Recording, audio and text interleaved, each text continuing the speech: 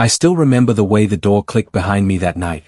I stepped inside quietly, rubbing my eyes after a long shift, when I heard Mia's voice from the living room. She whispered, almost breathless, like she didn't want anyone to hear. "I can't wait to be free," she said. I froze. My hand tightened around the strap of my bag. For a moment I thought I misheard, but then she whispered again, softer, "He has no idea." My stomach twisted. "Mia?" I called out, forcing my voice to sound normal. "You awake?" There was a sharp pause. Then her tone flipped so fast it made my chest hurt. "Oh, yeah. I'm here. Just talking to my cousin." I stepped closer, pretending I didn't notice how she quickly tilted her phone away. "Your cousin?" I asked, trying not to sound suspicious. "Yes," she said with a shaky laugh. "You know how she is. Drama all the time." I nodded slowly. "Right. Drama." She gave me a quick smile, too quick. "Why do you sound weird?" "I don't," I replied. "Just tired." Inside, my thoughts were spinning. Who was she talking to? Why did she sound excited? Why did she sound free? I forced myself to breathe. "So, what were you talking about?" "Nothing important," she said, brushing past me. "You should sleep." Her hand touched my arm, gentle but distant. I felt it instantly, something had changed. Something was wrong.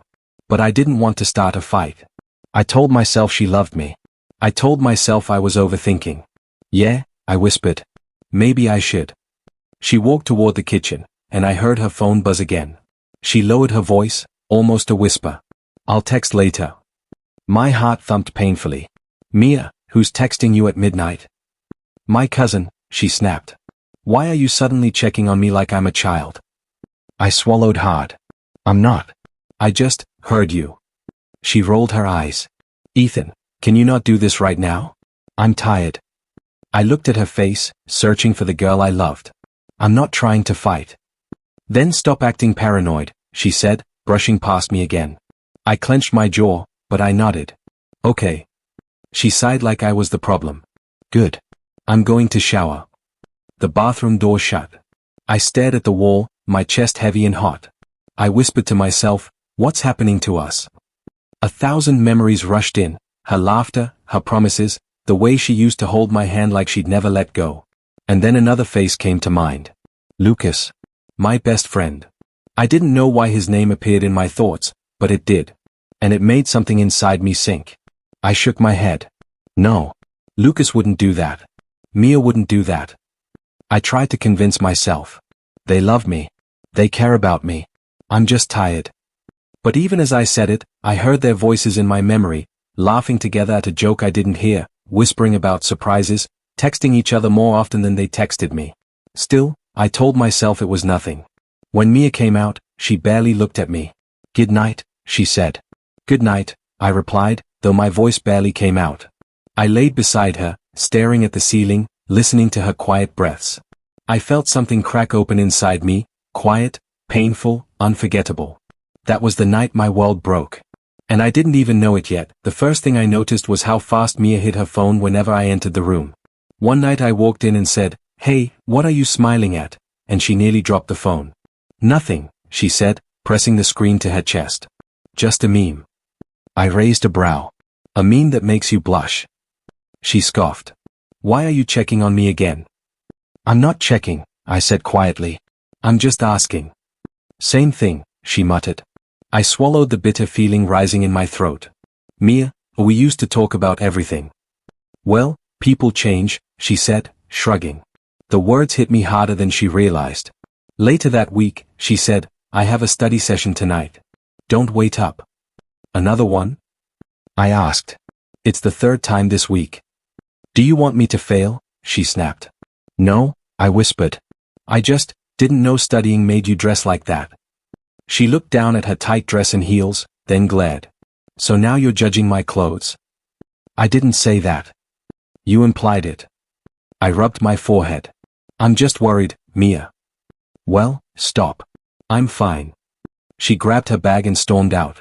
My heart felt heavy, but I told myself she was stressed. That's all. Stress. The next day, Lucas showed up at my work. "Ethan," he said with a big smile. "Long time."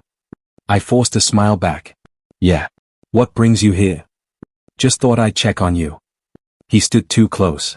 He asked too many careful questions. How's Mia? She good? You two, okay? I frowned. Why wouldn't we be? He shrugged lightly. Just asking. I studied his face. Something felt off, but I didn't want to believe it. We're fine, I lied. He patted my shoulder.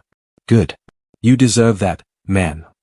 As he walked away, I felt a cold chill in my stomach. That night, Mia came home late again. I met her at the door. Can we talk? She sighed loudly. About what now? About us, I said. You're distant. You're always on your phone. You barely look at me. Well, maybe you're too clingy, she snapped. My chest tightened. Clingy? I barely see you. Because I'm busy, Ethan. Why can't you understand that? I do understand, I said softly.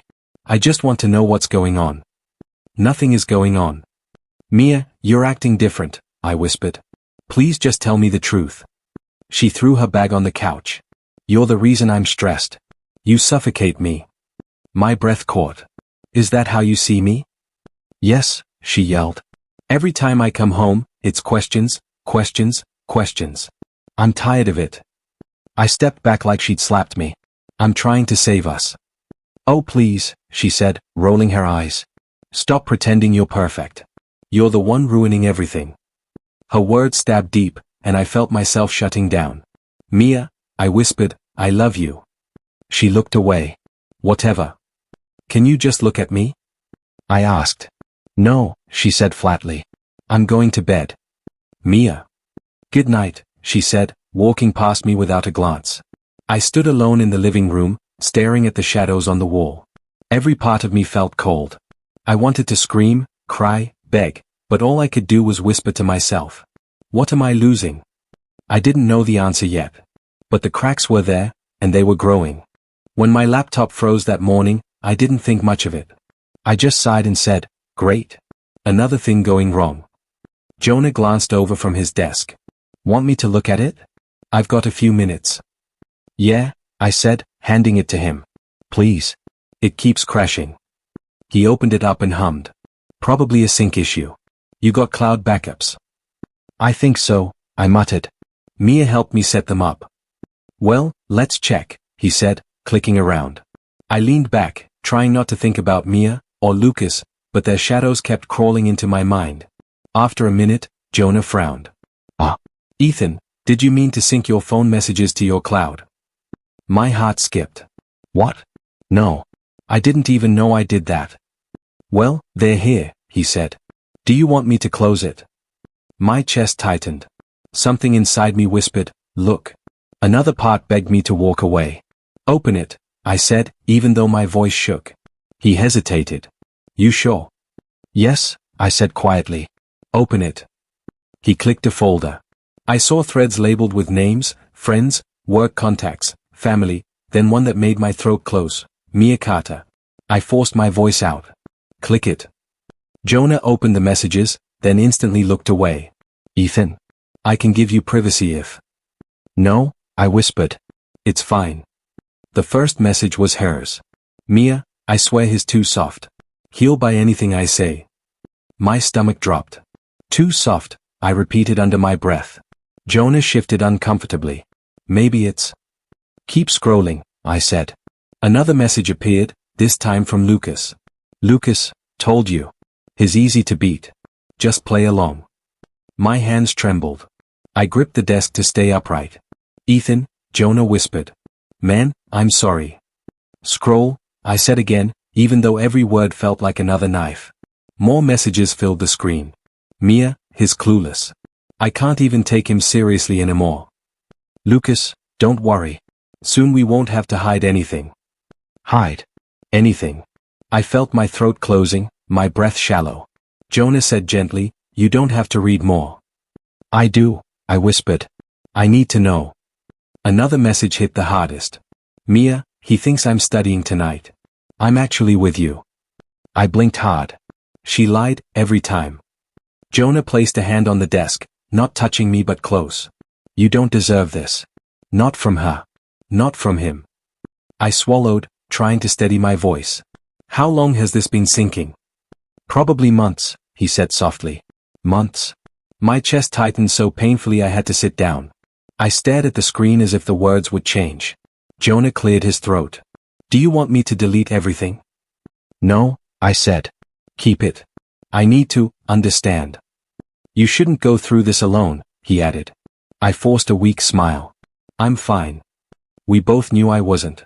When he walked away to give me space, I covered my face with my hands. My heart felt shattered, raw, exposed. The truth was right in front of me, and I couldn't deny it anymore. I lost them. Both of them. And that was the moment I finally accepted the betrayal. That I sat on the couch waiting for her, the laptop beside me. My chest tightened when the door opened and Mia walked in, humming like nothing was wrong. Hey, she said. Why are you home early? I forced myself to breathe. Mia, can we talk? She sighed. Again? Ethan, I'm tired. It's important, I said softly. She crossed her arms. Fine. What now? I just want the truth, I whispered.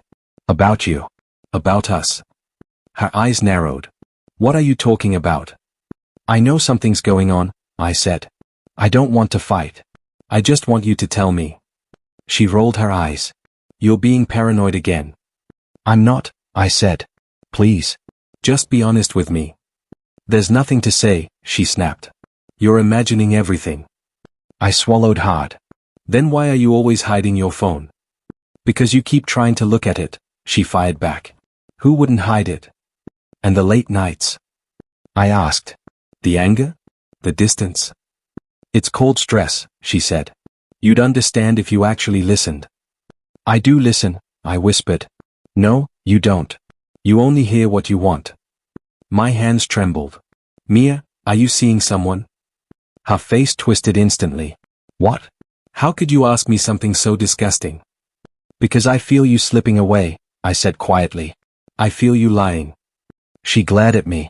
You're unbelievable. I do everything, and you still accuse me. I nodded slowly. So you're denying everything? Yes, she said. I've been loyal. You're the one breaking us with your jealousy.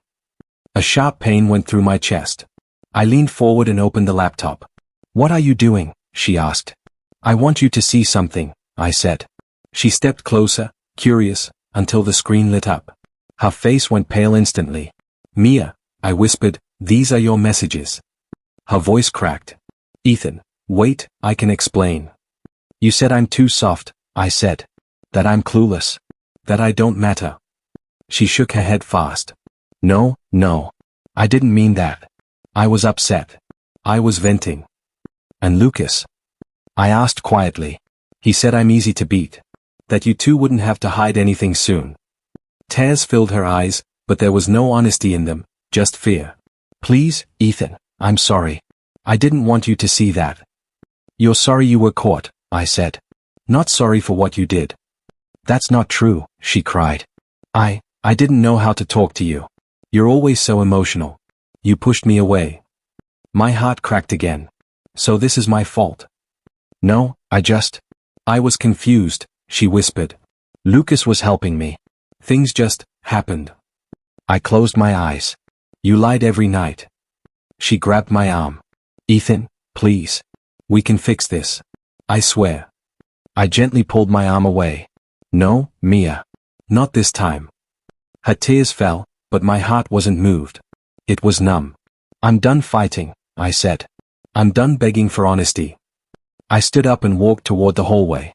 Where are you going? She cried. Away, I whispered. Quietly. And for the first time, I truly meant it. I stared at my untouched breakfast while Daniel leaned against the counter, watching me like I might shatter. Bro, you need to eat, he said gently. I'm fine, I muttered. You're not. You haven't had a real meal in days. I said I'm fine. My voice cracked, giving me away. Grace walked in, eyes soft. Come here, she whispered. I can't, I said, stepping back. You don't have to pretend around us. She opened her arms anyway. I'm not pretending. I just don't feel anything. Daniel sighed. You can talk to us. I don't want to talk, I whispered. Talking doesn't fix anything. Grace's voice trembled. You're scaring me. I'm not trying to. I just need space. Daniel exchanged a worried look with her. You're shutting everyone out. I don't know how to let anyone in right now. That's not healthy, man. Nothing feels healthy. I grabbed my bag and left before they could keep trying to save me. At work, Mr. Holden stopped by my desk. You seem off, he said. I'm working, I replied quietly. Working isn't the same as functioning, he said. You've made 3 mistakes this morning. I'll fix them. He lowered his voice. Whatever you're dealing with, talk to someone. I'm managing. You're not, he said gently. Don't wait until it breaks you. I nodded, but only because arguing felt exhausting. Later, I sat alone in the break room, staring at the vending machine like it held answers. My chest felt tight, like someone was pressing their thumb into my ribs. I closed my eyes, hoping the world would give me a minute. Hey. I opened my eyes to see Sarah standing in the doorway. You okay? She asked. I'm fine, I lied again. You don't look fine. I didn't ask you to check on me. I know, she said softly. But I'm here anyway. I exhaled slowly. I'm just tired. Tired doesn't make your hands shake, she said, looking at them. I tucked my fingers into my pockets. It's nothing. Nothing doesn't usually look like this. I didn't answer. Something in her silence felt safe, no pressure, no judgment. Just presence. You don't have to tell me, she added, but don't pretend you're carrying nothing. A hollow laugh escaped me. I'm carrying too much. That's the problem. She pulled out a chair. Then sit. You don't have to talk. Just sit. I hesitated before sitting opposite her. After a moment, she said, You can breathe, you know. I'm trying, I whispered. Try slower. Minutes passed quietly. She didn't look away. She didn't try to fix me. Finally, I murmured, Someone I trusted hurt me. She nodded gently. I'm sorry. I don't know what to do with the pain. You don't have to figure it out today, she said. Just let yourself feel something. I feel like I'm losing everything at once. You're not, she whispered. You're just hurting. It won't stay like this. For the first time in days, I didn't feel completely alone. And somehow, that made the pain slightly less suffocating. My phone rang while I was scrolling aimlessly through social media. The caller ID showed a name I hadn't expected, Avery. I hesitated. Avery? I said cautiously. Ethan, it's me, her voice cracked instantly. I need to talk. I frowned. What's wrong? She sniffled. It's Mia, and Lucas. I can't keep it inside anymore. I felt a tight knot in my chest. Avery, slow down. What are you saying? I know what you don't, she said, sobbing. Mia, she's been seeing Lucas for months. Before you even suspected anything. I froze. Months? Yes, she whispered. And she lied to you every single time she said she was just studying or working late. It's been months, Ethan. Months. I sank into the chair, gripping the phone like it was my lifeline. Why would she do that?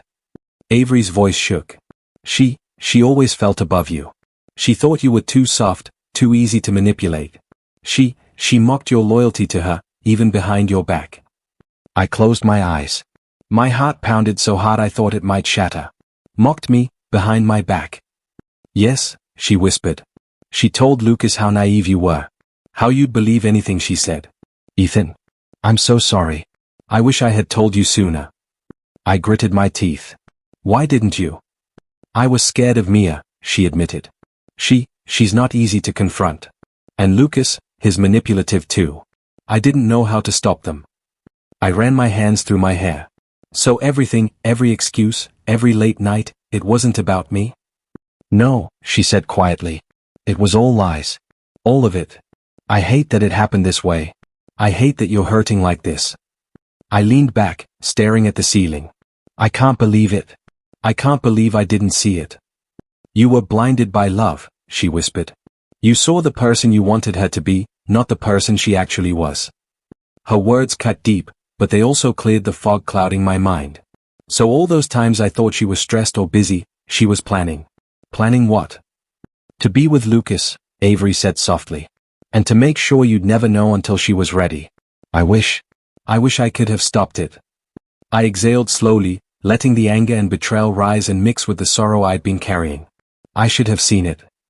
No, she said quickly. You were loyal. You were honest. That's why they took advantage. It wasn't your fault. Her voice made my chest ache in a new way, a mix of sorrow and clarity. I finally saw the truth laid bare, unfiltered. So, this is real, I whispered. Mia and Lucas, months of lies, all of it. Yes, she said softly. And Ethan, you deserve better than either of them. I closed my eyes, letting the words settle. For the first time, everything made sense. Yes, I said finally. I deserve better. I need to remember that. And in that moment, a small part of me started to wake from the haze of betrayal, ready to face the world with open eyes. I was walking out of work, trying to focus on the fresh air, when I saw him, Lucas. Leaning against his car, that smug smile plastered across his face. Ethan.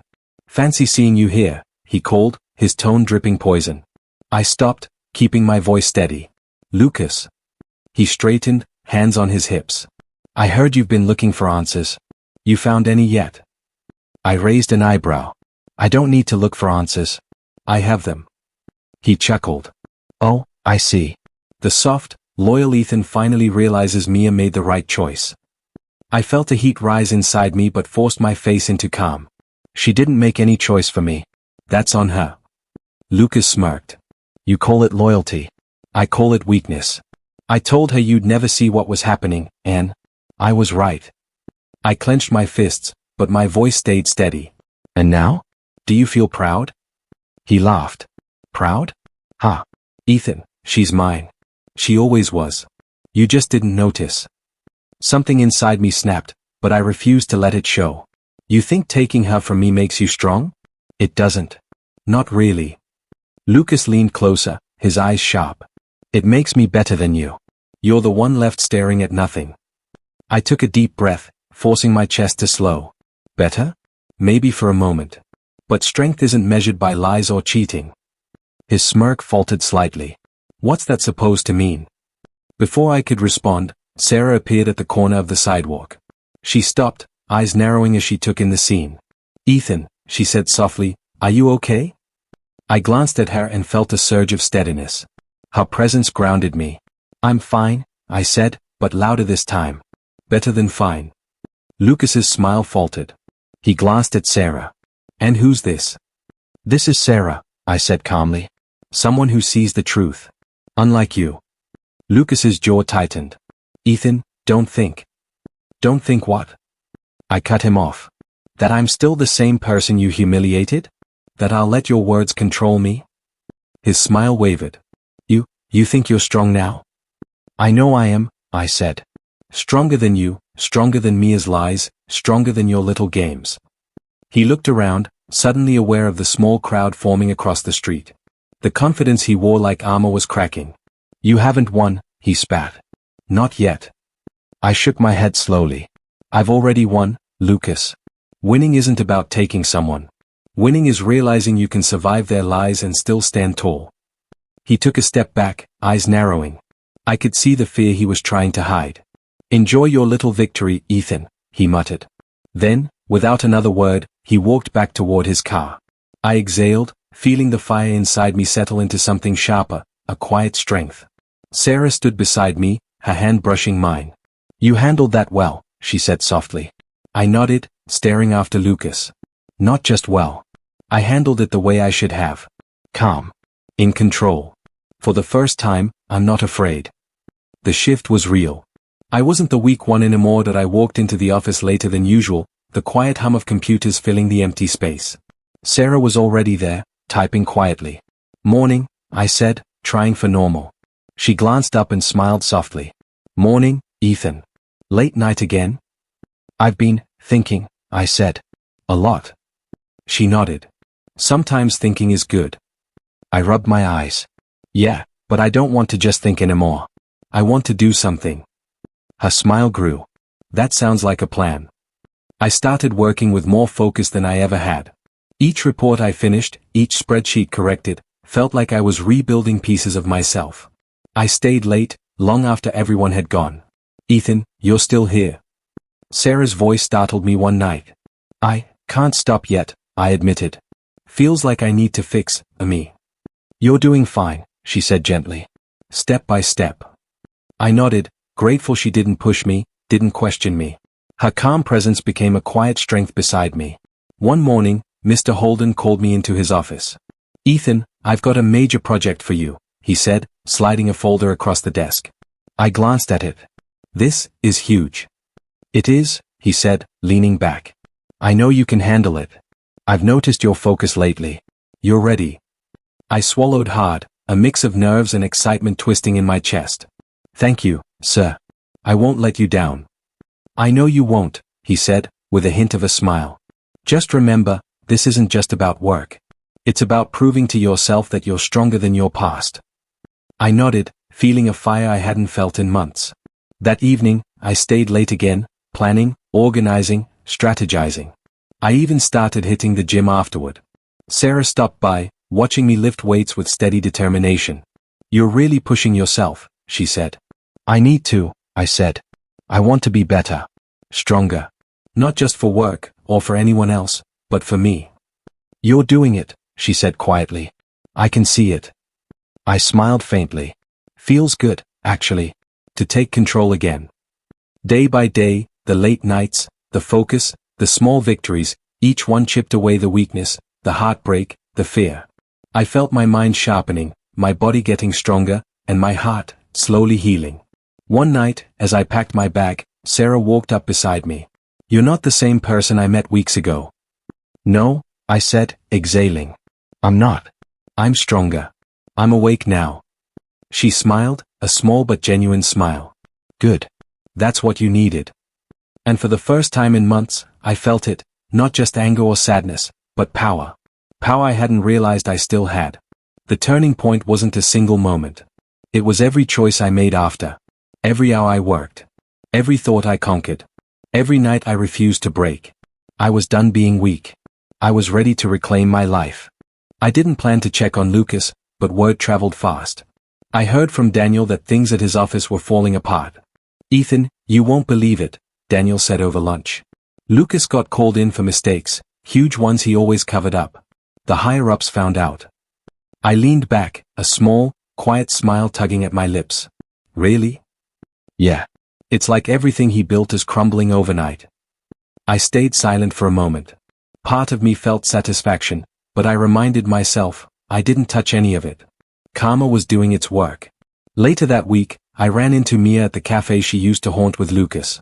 She looked frazzled, hair messy, makeup smudged. Mia? I said softly. She froze. Ethan. Don't, I interrupted gently. I don't want to hear excuses. Her lips quivered. It's him? Lucas. His, everything's falling apart. His blaming me, yelling. Stop, I said, calm but firm. This is your doing. Your choices. Her eyes filled with tears. I didn't mean, his insane now. His screaming that you ruined everything. I shook my head slowly. I didn't touch you. I didn't touch him. They're destroying themselves, Mia. Every lie, every betrayal is catching up with them.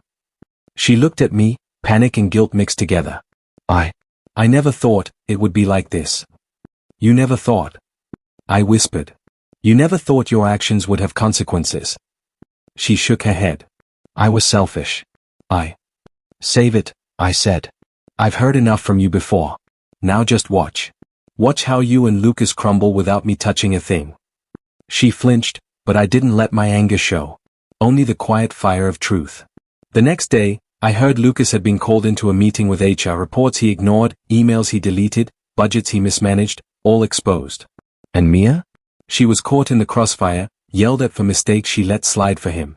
Daniel texted me, you should see their faces. Priceless. I didn't reply. I didn't need to.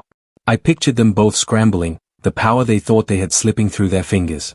Even when they accused me, spread rumors that I somehow caused their downfall, I stayed calm. Ethan's behind this, Lucas allegedly yelled at Mia. She's right, Mia hissed back. He ruined us. But I wasn't involved. I never touched them. Their collapse was their own doing.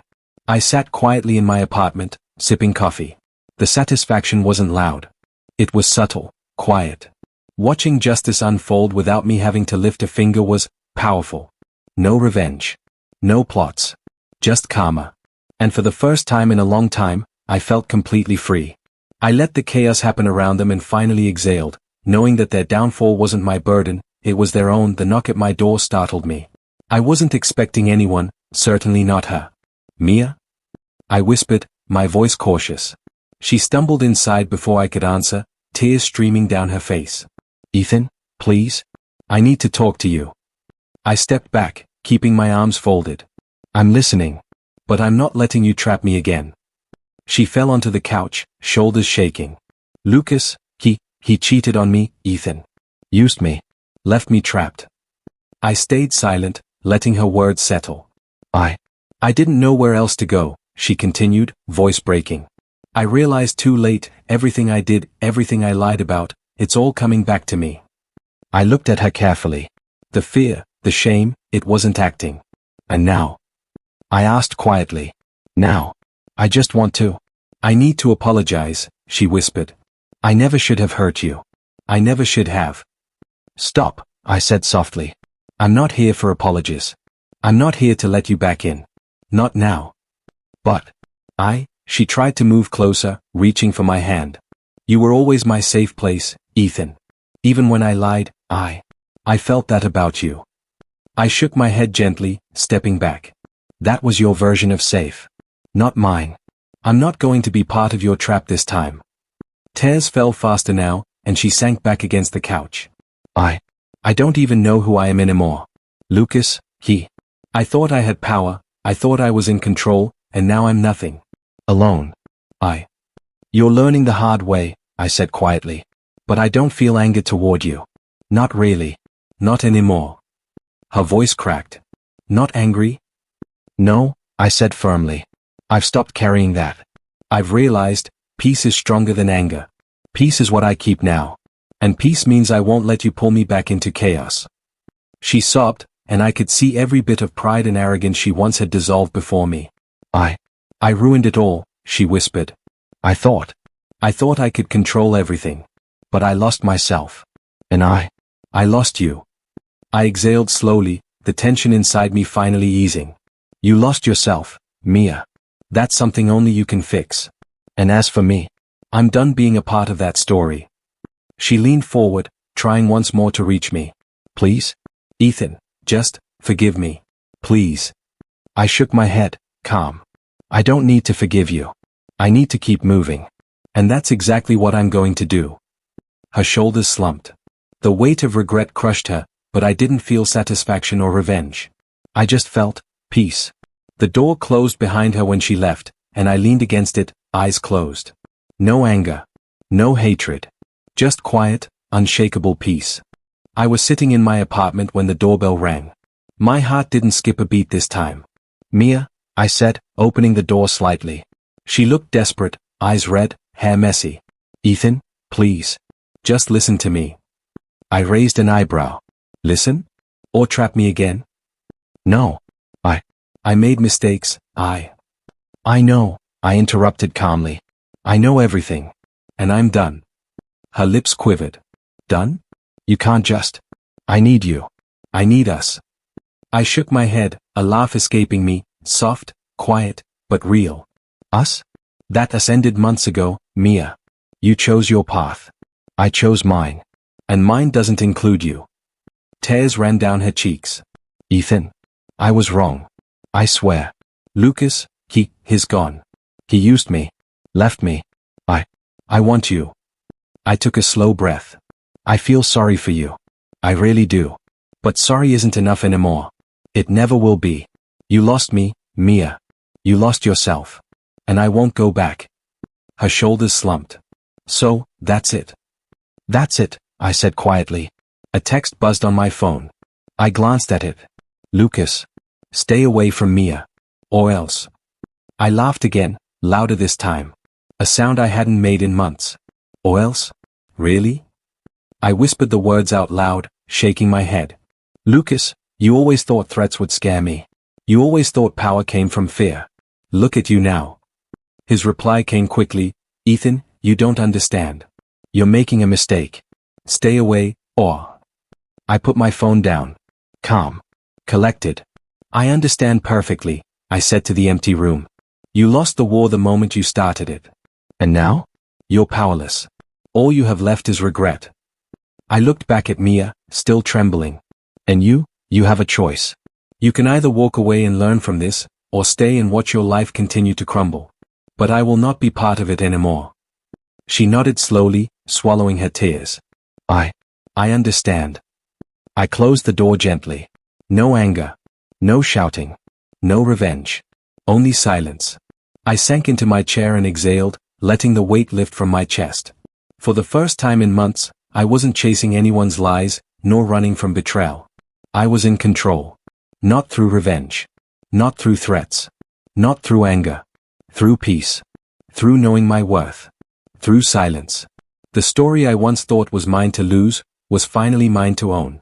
And for the first time, I smiled without fear. I was done being anyone's victim. I was the master of my own fate.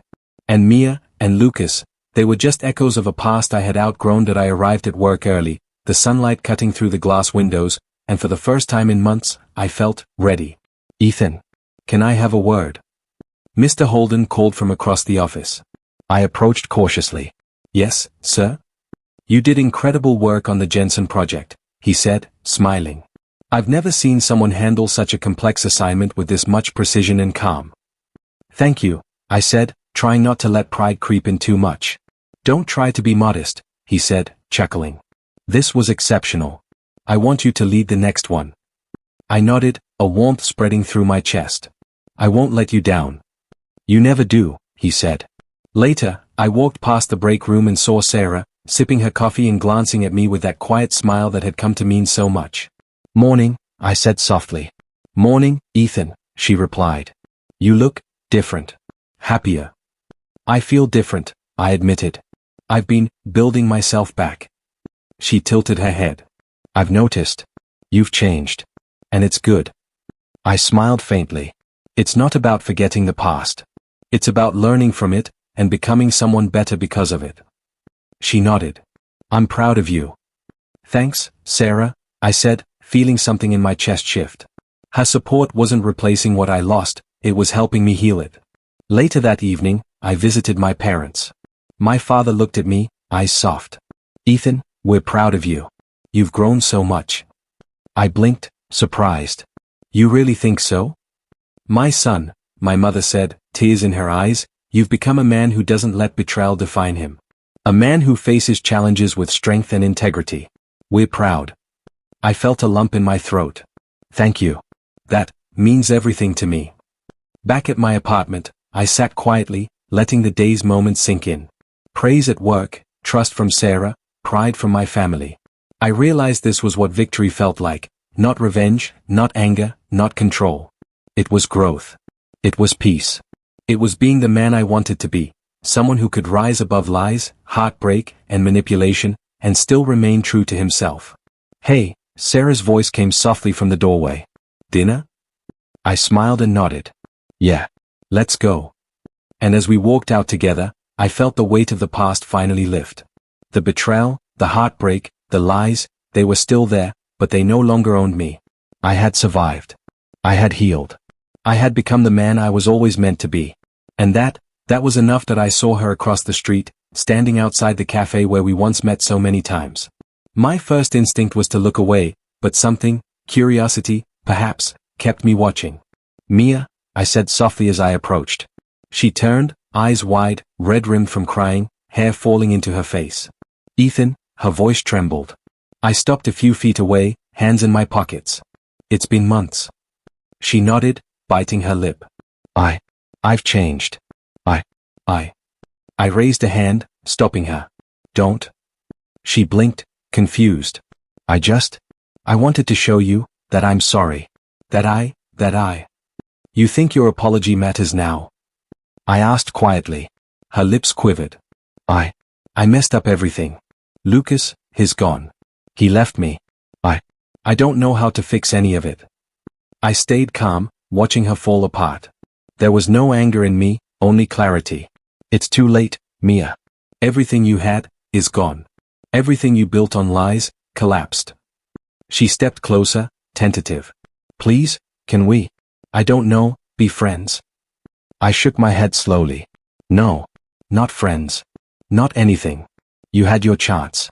You made your choices. She looked down, trembling. I was selfish. I didn't realize. I know, I said softly. You didn't realize until it was too late. And that's the difference between us. I realized what I wanted, what I deserved, and I moved on. You didn't. Tears slid down her cheeks, and she tried to force a small smile. I wish I could. I wish I.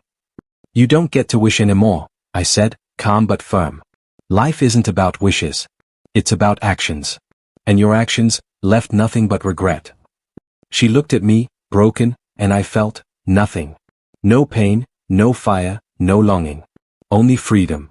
I hope someday you learn from this, I said, voice steady. But I won't be here when you do.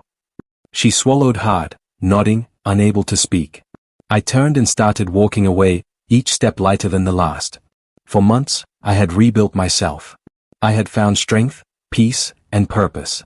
I had healed. And now, seeing her regret, I realized the final piece of closure had arrived. No anger. No desire for revenge. Only freedom. I walked through the street, past the cafe, past the shadows of the past, and felt it fully for the first time. Her regret came too late, and I finally walked away without looking back.